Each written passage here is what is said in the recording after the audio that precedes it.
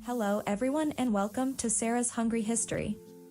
This is the channel where I tell you the history of the most popular, favorite foods, and I will also be covering drinks, and their history as well. So if you're hungry for some knowledge, then I got you covered. Before we get started, a word from our sponsor. If you're new to the world of plant-based eating, you might be wondering why you should choose a plant-based diet. Well, there are many reasons to consider a plant-based diet. For starters, plant-based diets are rich in nutrients and antioxidants, which are essential for good health. They are also low in saturated fat and cholesterol, which can help reduce the risk of heart disease, diabetes, and other chronic illnesses. Plant-based diets are also more sustainable and eco-friendly than traditional diets. By choosing a plant-based diet, you can reduce your carbon footprint and help protect the planet. Finally, plant-based diets are also delicious and versatile. You can enjoy a wide variety of fruits, vegetables, grains, and legumes in your meals, creating unique and flavorful dishes that are sure to satisfy your taste buds. The complete plant-based recipe cookbook is packed with over 200 delicious and healthy vegan recipes.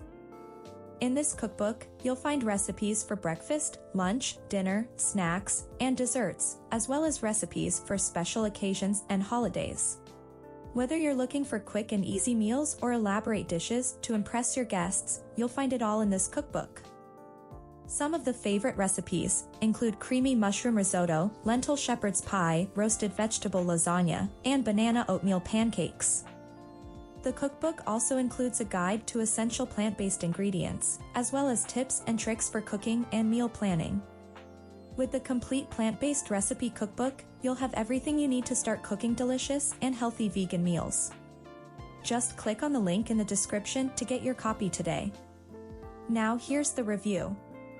Today, we're going to talk about a food that has become a staple in many households across the world: French fries. These crispy, golden delights are a popular dish that can be found in almost every corner of the globe.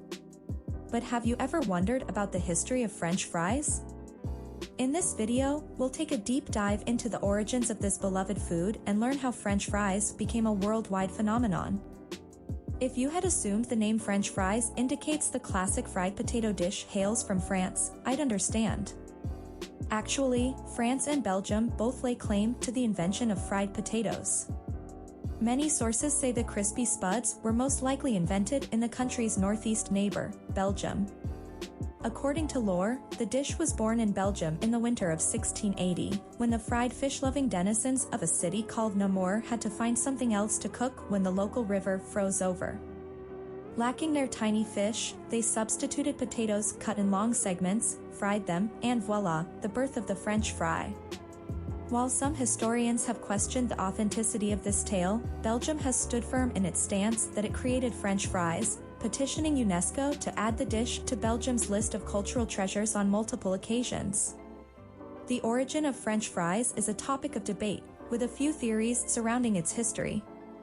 One widely accepted theory suggests that French fries were first created in Belgium. In the late 17th century, Belgians were frying small fish and other foods as a way to cope with the long winters.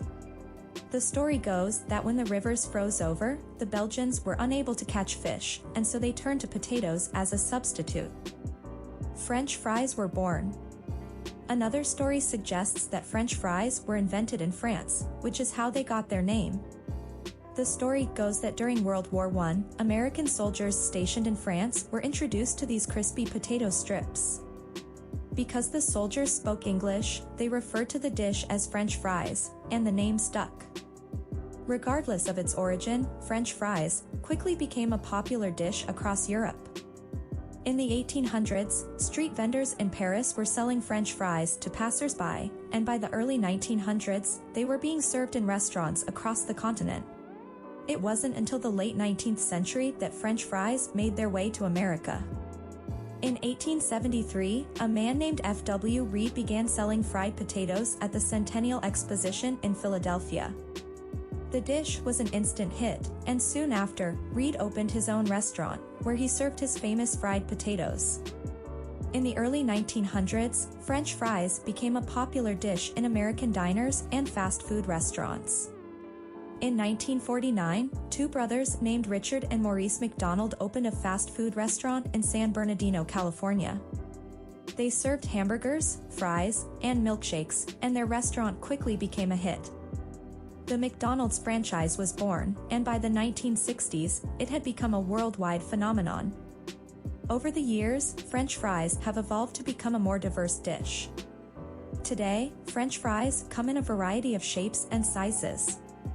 From shoestring fries to steak fries, there is a French fry for every taste.